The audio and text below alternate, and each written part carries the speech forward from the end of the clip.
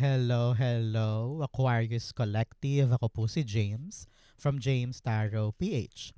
Ito po ang inyong weekly reading for Feb 16 hanggang 22. So sa mga nag-celebrate po ng birthday today, happy birthday po mga mahal ko Aquarius. Ikain mo na lang ako. Ano po ang inyong mga birthday celebration activities today? Enjoy and have fun po sa inyong gathering and celebration. So, Holy Spirit, Spirit Guides, ibigay natin kay Aquarius sa mga mensaheng dapat nilang malaman para sa linggong ito. Inhale and exhale your core energy. You have the Hanged Man. Beautiful.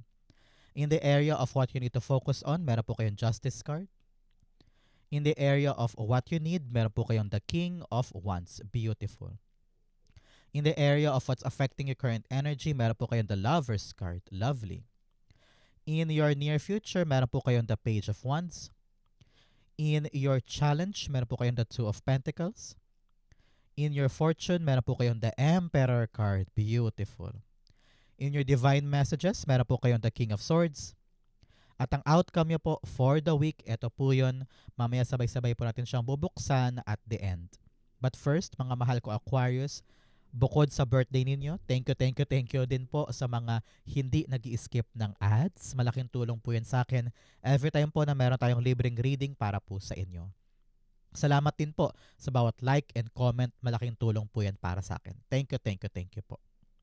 So, in the background of your reading, meron kang wow, the Wheel of Fortune. Talaga namang napakaswerte mo, especially here. Nasa dulo na tayo ng iyong season, di ba? Um, may kapit ka pa rin sa swerte, may kapit ka pa rin sa very fortunate energy. Kaya gamitin mo itong chance to Aquarius to really lift your life or change the story of your life. May chance ka pa, kumbaga. So kunin mo tong pagkakataon na to para baguhin yung dapat baguhin or abutin yung gusto mong abutin. Nakita ko dito na time na rin for you to take action para sa mga pangarap kasi nga magaan pa ngayon. Napaka smooth sailing pa at may magnet ka pa to acquire the favorable outcome. Kaya wag nang magpatumpik-tumpik pa dyan. It's time for you to really, you know, take advantage of what's happening in your energy. Okay? Napakaswerte mo ngayon. So, uh, itatak mo yan sa mindset mo and make sure na you are a positive thinker pagdating sa mga ginagawa every single day. Okay? So, congrats. Meron kang lucky energy. Some of you may chance na manalo, may chance na maaprubahan agad-agad or makuha mo yung approval, no? So, um, i-claim mo to para sa iyo yan. Partnerin natin to ng card of the week. Meron kang abundance. Sabi dito, yes, talaga namang swerte. Abundance comes from inner fulfillment and outer effort. Sabi dito, lahat ng effort mo, lahat ng pagkilos mo ay pruweba kay universe na parang, yes, you are serious enough para makuha yung swerte, kaya you're putting your effort. Okay? Kasi parang you need to prove kay universe, kay God na ready ka to take on the challenge para sa ibibigay sa yung swerte. Ganon. So, ngayon ang time to really accept the abundance and fight for your abundance. Okay? Especially in your core energy, meron kang the Hanged Man. Kitang-kita ko dito, Aquarius, na many times, parang marami kang delays, no? Maraming naantala, maraming walang nangyayari, maraming parang ginagawa mo naman ang lahat, pero parang bakit paandap-andap or walang nagaganap. Your spirit guides are telling you na you're looking at the wrong way. Parang kung merong mga delays, merong mga walang pinapatunguhan, sinasabihan ka na, huy, tignan mo sa ibang perspektibo. Tignan mo sa ibang paraan. Kasi nandoon ang totoong paraan. Okay? Example, you are using a different susi for a certain doorknob. Suksok ka ng suksok, mali naman yung susi. So you need to find the right key para buksan yon. Parang ganon. So, open your eyes, open your mind. Hindi lang isang proseso ang paraan para gawin yung isang bagay. Marami pang iba. So, find that right applicable option para totally umikot talaga sa'yo yung kapalaran sa ginagawa mo na ito. Para wala ng delay, wala ng antala, wala ng problema. Okay? So, tanungin kita ngayon, ano ba tong hinihintay mo? kitang-kita ko dito yung waiting game eh. Parang you're waiting for something na magtuloy, umandar, or mapasa kamay mo na. So ano ba to? Ano ba tong talagang hinihintay mo? Comment down below. I-manifest mo na yan so that it will come true for you this week. Okay? The Hanged Man is being clarified by... Oops. You have the Hanged Man din. Sabi niya talaga naman, naghihintay ka. So, sabi dito, isurrender mo na kasi yung isang proseso kasi parang hindi talaga siya gumagana. Gawin mo yung bago. Maghanap ka pa ng ibang option para matulay mo yan. Kasi hanggat hindi ka nakaisip ng matinong paraan or matinong diskarte dyan, pabalik-balik ka lang eh. Lalo ka na de-delay, lalong tumatagal, lalong napupurnada. Clarify pa natin to. I want to know more. Pagdating sa delay na to, para makalarga ka na, you have the Tower card. Yes, kailangan talaga i-accept yung change. May mga pagbabago kasi na parang hindi mo pa tanggap or parang hindi mo pa niyayakap totally. Example, um, sa opisina, nililipat ka na ibang department. So parang ikaw, ayaw mo pang aralin yung lilipatan mo department kasi nga parang feeling mo, hindi to para sa akin eh. Dito lang ako, dito lang ako. Pero if you could just accept yung change, mahalaman mo na, ay, oo nga, siguro nga, much better pa ako dito sa ibang department. Mas maayos pala, akala ko hindi. So, if you could just open your eyes for the changes, doon mo makikita kung ano talaga yung dapat mong gawin. Okay? So, some of you kasi parang very, very traditional eh. Parang kung ito lang ginagawa ko, ito lang. Pero ngayon, hanapan mo doon na ibang lusot, ibang solusyon para umandar na. Okay? Very important yan for you. In the area of what you need to focus on, meron po kayo the Justice card. Si Justice card sinasabi dito na before you make a move, you need to make sure muna na tama yung pinapasok mo. Sabi dito, don't make drastic judgment or drastic resolution agad-agad. Halimbawa, meron kang ginagawa ngayon tapos sinabihan ka ng friend mo na, huy, Aquarius, mali yan, ganito dapat. Sabi ni boss, ganito daw. Ikaw naman, naniwala ka kaagad without asking kung talagang tama ba yung sinabi niya. So, you need to siguraduhin muna kung legit ba yung mga impormasyon na kukuha mo bago ka humakbang. Sabi rin dito, huwag kang makontento sa impormasyong nasa kamay mo lang. You need katibayan, you need pruweba, you need proof para meron kang panghawakan na, ay oo nga no, tama nga to, sige ilaban ko na. Kasi with the delays, ramdam ko dito na kontento ka na sa impormasyon o sa ginagawa mo eh. And kapag hindi gumagana, iniisip mo, ay hindi ako yung fault. Yung system yung fault. Sila yung may mali. Eh yun pala, meron pa ibang paraan. Ikaw lang yung hindi naghanap. So, magkalkal ka ng mga impormasyon na magagamit mo para sa'yo. Kumbaga, knowledge is talagang power. So, kung talagang limitado lang yung nakikita mo, konti lang talaga yung option na may apply mo. So, you really need this time around Aquarius to find more information para meron kang pantapal or meron kang plan B, plan C, plan D agad-agad kung may mangyari man. Parang ganon. Okay? Clarify natin yan. Oops, tumilapon. Kunin natin the Five of Swords. Five of Swords, kitang-kita ko dito nahihirapan ka na. Iniisip mo, worth it pa ba to? Ilalaban ko pa ba to? Ang hirap-hirap. Ang daming kakompetensya, daming issue, ang daming toxicity. Pero sabi dito, keep your eyes on the prize eh. Alamin mo kung ano yung worth mo. Alamin mo kung ano yung kahalagahan mo at kung para saan to. Huwag kang basta-basta bibitaw porke nahirapan ka lang or porke maraming magulo sa paligid. Kailangan mong alamin yung truth. Para saan ba to? Siyempre, hindi ako pwedeng bumitaw dito kung trabaho ko to. Ako ito ay lover mo, hindi mo siya pwedeng sukuan, pero kailangan pag-usapan. Parang ganyan. You don't need to dwell sa negativity. Hindi mo kailangan pumatol or gumatong or makipagbanggaan or ibaba ang sarili para lang manalo sa isang bagay. You need to do the right thing. Yung tama, yung konkreto, yung patas, yung naaayon sa batas. Okay? You need to be fair. And in order to do that, kailangan mong malaman yung truth. Kapag nasa panig mo yung truth, hindi mo kailangan matakot sa kanila o sa ibang taong ito. Okay?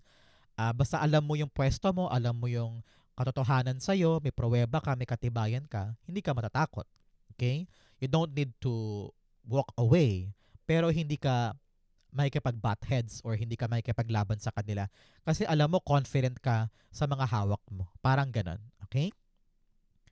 So, Aquarius, kamusta po ang weather sa inyo? Kung nasa ibang bansa kayo or sa Pilipinas, no? Sa amin dito, medyo malamig, makulimlim, maulan paminsan-minsan, and malakas ang hangin. Sa inyo po, masakit na ba sa buto ang lamig this time? Comment down below. In the area of what you need, meron kang the King of Wands. Alam mo, kailangan mo dito lakas ng loob at saka tapang. Medyo nagkukulang ka niyan this time na parang ilalaban ko na ba? Ready ba ako for the change? Marami akong kalaban, kompetensya, kaaway, kagitgitan. Paano ba to? Ilalaban ko ba to? Wag na, uwi na ako, suko na ako. Sabi dito, lagi mong pamayanihin yung iyong mga pangarap. Meron kang plano meron kang idea. Pero isuko mo lang ba yan dahil sa ibang tao? Mag-give up ka ba dahil sa judgment ng iba? Ngayon ang kailangan mo talaga magbigay ng effort if you want na talagang ngumiti sa iyo ang kapalaran, no? Here, kitang-kita ko naman na nakangiti sa iyo ang kapalaran Pero maaari itong magbago kung mapanghihinaan ka ng loob. Okay? So, fight for your dreams. Paalabin mo sa puso mo yung tapang mo na yan. And make sure na hindi ka mag-back down or hindi ka aatras porque may mga taong asungot sa paligid. Okay? Because malapit ang abundance para sa'yo. Okay? May abundant energy ka, may swerte energy ka. So, sasayangin ba natin dahil na-intimidate tayo or umatras tayo sa sinasabi ng iba? Okay? King of Wands, the Nine of Wands. Sabi dyan, huwag sumuko. No? Marami ka nang sinubukang paraan, especially here with the Hanged Man. And parang ngayon gusto mo muna mag-pause. Sabi mo, ano ba yan? Teka nga, hinto muna ako. Pag-isipan ko muna to. Kasi parang try ako ng try, pero fail din ako ng fail. Pero this time around, if you could just change your strategy and open your eyes for the right solution, boom. Panag-try ka ulit, sabi mo, sige, subok pa ako, isa pang chance, isa pang try. Yun, gagana na siya. So, payo dito, huwag sukuan agad-agad. Maghanap muna ng ibang paraan and then still continue with that determination para maipanalo mo ito. Malapit ka ng magugi. Nasa 9 of Wands ka na. Next nito, 10 of Wands. Ibig sabihin, talagang yung hard work mo will pay off. Malapit ka na kaya wag bibitaw. Okay? In the area of what's affecting your current energy, meron kang the Lover's card. Sabi dito, gaano mo ba kamahal yung pinaglalaban mo? Gaano mo ba kamahal yung pinagpipilitan mo na ngayon ay iniisipan mo ng paraan? Kung ito man ay lover, maaaring ganyan, or pangarap, or negosyo, or trabaho, your passion will really push you forward Kasi nga importante sa'yo to. Papanindigan mo, committed ka dyan, obligado ka na actionan siya kasi ganun siya ka-importante sa'yo. So ngayon, kung talagang love mo to at mahalaga to sa'yo, lahat ng malabo ay gagawan mo ng paraan para lumiwanag.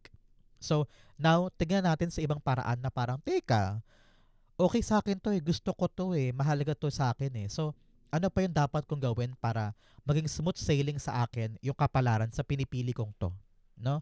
So, ngayon habang nag-uusap tayo, Aquarius, you need to be fully committed dito. Ipakita mo na kaya mo, ipakita mo na sa'yo to, and things will gradually change. Eventually, it will be lighter, better, at aandar na siya. Okay? So, now, you need to ask yourself, gaano mo ba kamahal yung mga pinaghihirapan mo na yan? If that is so important, hindi ka bibitaw.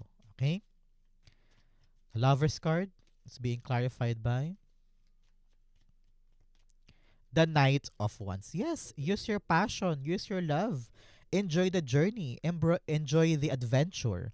Nakita ko kasi dito masyado mong ino-overthink na pag nagkaroon ng konting aberya, nagkaroon ng konting problema, ayoko na, bitaw na. Pornada na agad-agad. So, you need to really constantly remind yourself kung gaano to kahalaga sa'yo, kung gaano mo to kamahal. At kapag nare-realize mo yan lagi, tatapang ka, lalakas ang loob mo, may energize ka na, sige, laban pa, sugod pa. Dito ako masaya, ito yung fulfillment na gusto ko, itutuloy ko to. Parang ganon. Okay? In your near future, meron kang the Page of Wands. Yes, talaga namang yung hindi sinukuan, yung ilalaban mo at yung plano mong mabubuo this time, here. Talaga nakuha mo yung good outcome. Nakita ko dito na meron ka nang ita-try, no? Especially here with the hanged man. Kung litong-lito ka at gusto mong huminto muna, parang sabi mo, teka, paano ba to, paano ba to? Makakaisip ka ng isang matibay na paraan na gusto mong subukan. Sabi mo, ay, what if ganito kaya? What if ganito yung sistema ko, ganito yung paraan ko, subukan ko kaya? Yun. Here you are, testing the waters or exploring, experimenting, giving yourself a chance na sumubok ng mga bagong paraan na maaaring magpatagumpay sa'yo at magpaikot ng iyong kapalaran. Okay? So, huwag kang hihinto sa isang bagay na alam mo namang hindi na gumagana. Meron pang ibang pintuan or ibang paraan na this time around, kapag pinag-aralan mo, marirealize mo na, ay, kaya ko pala, ay, applicable pala to, pwede pala to. So doon unti-unting iikot yung kapalaran, gaganda na siya, titibay, o kaya bibilis, o kaya mas gagaan, mga ganyan. So clarify natin to. The Page of Wands, the Seven of Pentacles. Yes, this time around, yung pinaghirapan, magbubunga ng maganda. Kung dati, hintay ka ng hintay, no? Parang ano ba yan? Lahat na ginawa ko, lahat na sinubukan ko, surrender na ako, ayoko na. Now, you are embracing change. Sabi mo, kung kailangan kong palitan to, kung kailangan kong baguhin yan, kung kailangan kong i-revamp yun, kung kailangan kong i-renovate to, go push, gawin na natin. And here you are. Dahil nag-try ka ng bago, it will be now fruitful para sa'yo. Aanihin mo yung magandang bunga dahil nag-take risk ka at sumubok ka ng bago. Things now are changing for you. Okay? So, i-claim mo to para sa'yo to, napakaganda. A fruitful outcome sa mga pagbabago at experiment mo. Okay? Good for you. In your challenge, meron kang feathered omens and journey inward. Sabi dito, mag-journey ka, mag-introspect ka sa sarili mo. Time for you to reflect, to see kung ano ba yung mga dapat mong i-grow sa buhay. Kung ano yung mga dapat mong i-improve. Ano din ba yung mga bagay na dapat mo nang baguhin, dapat tigilan, dapat asikasuhin. Okay? It's all about self-improvement and self-love. Okay? You have feathered omen, sabi dito, panahon na para buwagin yung mga ilusyon, buwagin yung mga maling paniniwala or maling akala. Kasi hindi nakakatulong yan sa iyo eh. Nakakawala ka sa reality mo eh. So now is the right time for you to face the truth and handle the truth para alam mo yung ilalaban mo. Okay? In your challenge, meron kang the Two of Pentacles. Nakita ko dito na you need to decide on something. Especially here sa mga laban mo. Alam ko nahihirapan ka na, maraming challenges, maraming toxic people. Pero kung nasa kamay mo yung truth eh, alam mo yung dapat gawin, so huwag ka matakot, ilaban mo to. Okay? In Two of Pentacles, sabi dito, kailangan timbangin mo, Aquarius, kung ano ba yung mahalaga sa'yo, ano ba yung importante, ano ba yung valuable na hindi mo pwedeng bitawan. Wait lang, inom lang ako water. Okay?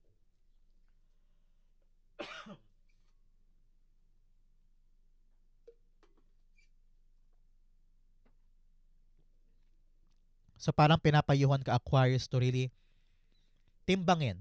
Ito ba mahalaga sa akin to o harang lang or distraction lang? Hindi bitawan mo yan.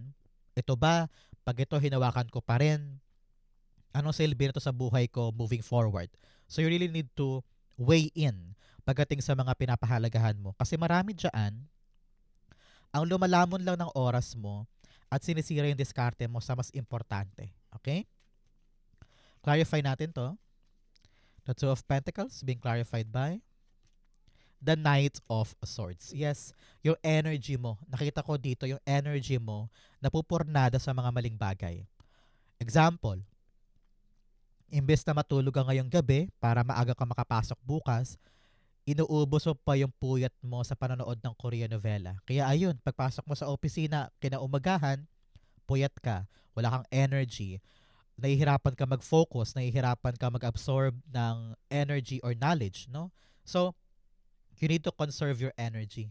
Kailangan mong piliin kung saan mo talaga ibubuhos yung effort mo na kapaki-pakinabang. Okay?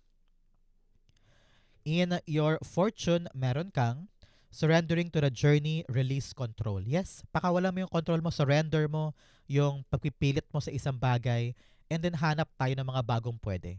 Kasi kapag lalo mong kinokontrol, lalo ka nahihirapan. Lalo ka na-frustrate, at kapag frustrated ka, lalo na naka-cloud yung isip mo, nawawalan ka ng atensyon at saka ng right solution. So just let go, surrender, and then gradually things will change at makikita mo talaga yung dapat mong yakapin na talagang tutubo para sa'yo. Okay?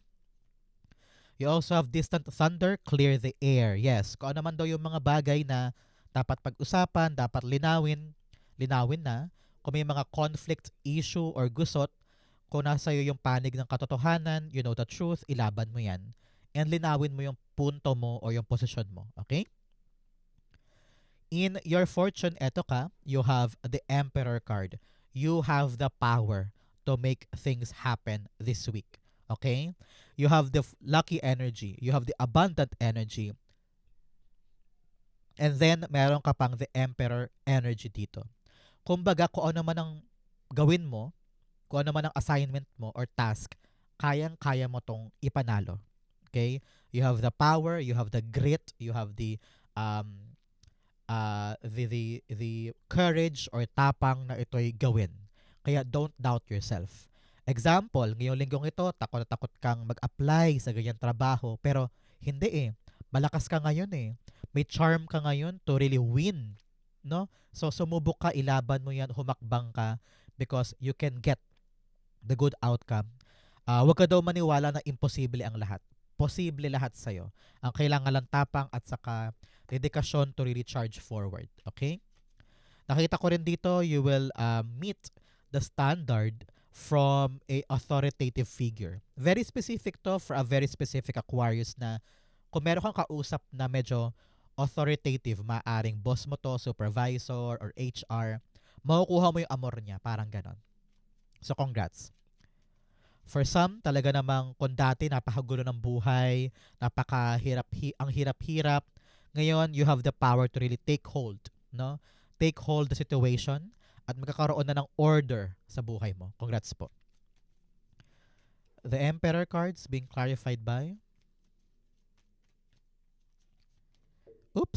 the Page of Swords. Yes. Sabi dito, yung laban na kinakatakot mo, yung hakbang na parang pilit mong iniiwasan before, ngayon, meron ka ng kakaibang force or kakaibang, alam mo yun, determinasyon to really fight. Marami ka pang dapat malaman, marami ka pang dapat intindihin or aralin, pero kitang-kita ko dito yung kahandaan mo na lumaban. And you are now ready for the challenge, ready ka na sumuong doon, kahit na alam ko marami ka pang tanong, marami ka pang duda, pero meron kang fighting spirit na hindi mawala-wala eh. And panahon to para sulitin yung fighting spirit na yan para mailaban yung isang challenge or task or obstacle. Nakita ko dito na maipapanalo mo to and soon, bibilib ka na parang, ay, wow, kinaya ko palang, galing ko pala. Parang ganyan. Okay, so good luck and congrats po. In your divine messages, meron kang communication is the key. Pakipag-usap ka daw, kung merong mga away, problema, or conflict, kausapin mo ng matino, armasan mo ang sarili mo ng mga katibayan or pruweba para pakinggan ka din. Kasi if you could just talk freely and with passion, with love, with understanding, magiging okay din ang lahat. Okay? You have a new start is coming. Yes, talagang after the change, iikot ang kapalaran in your favor, meron kang bagong yayakapin in the near future at talaga namang tutubo para sa'yo. So, i-claim mo yan, i-embrace mo ang bagong simula. Ito na yung start of an abundant and lucky energy for you. Okay? In your divine messages, meron kang the King of Swords. Payo dito, Aquarius, discernment. Hindi pwedeng kikilos ka lang ng hindi pinag-isipan. Hindi pwedeng hahakbang ka lang ng hindi mo to inaral. No? Tinatawag ka dito, Aquarius, na yung spirit guides to be smart enough. Maging matalino, maging strategic, maging tactical in order for you to get the good outcome sa sinisimulan mo. Hindi pwedeng sugod lang ng sugod ng hindi handa. Hindi pwedeng laban lang ng laban kasi nga gusto mong ipakita na matapang ka. You need to really be smart, and be prepared sa bawat hakbang. Okay? Clarify natin yan. Pero importante dito, Aquarius, na lalaban ka, susugod ka. Hindi ka mag-back down, hindi ka aatras. Okay? The King of Swords being clarified by the Page of Wands. Yes, dalawang beses lumabas ang Page of Wands telling you talagang meron darating na opportunity or chance para sa'yo na kinakailangan ka na maging mas matalino. Kumbaga, sa pagdating nito, hindi natin siya pwedeng i-take for granted na parang dumating yung bagong trabaho, okay na yan, kunin ko na. Pero kailangan sigurista ka. Bawat hakbang, pinagkaplanuhan, bawat desisyon ay iniisip mabuti. Kasi baka masayang to kung bara-bara lang, di ba? So you need to really be the smartest that you can be today. Okay? Ang outcome mo ito, but first bigyan muna kita ng fortune cards. You have Bull. Do not back down. Yes, sabi ko nga sa inyo, do not back down from opposition. Show strength and fortitude. Lumaban ka, magpakatapang ka. Wag mong sukuan, wag kang umatras. May armas ka, meron kang bala na may panlalaban para manalo dito. Okay? You have Sun, happiness, and well-being. Yes, napakaganda nito. Meron daw po kayong kaligayahan or kaayusan sa health or sa buhay mo. So, congrats po. You also have Stork, news of a birth or a new business opportunity. Yes, talagang meron darating na bagong pagkakataon at bagong opportunity para sa'yo. Claim this, para sa'yo to. You also have broken bridge, unsuccessful outcome to a problem. Sabi dito, kailangan talaga nating pagdaanan to para maging successful na yung isang problema. Ito yung magandang paalala sa'yo na huwag mag-give up, asikasuhin dapat asikasuhin, fight with passion, hanapin yung tamang paraan para hindi ka na-stuck, at matuto kang lumaban with the might and energy. Okay?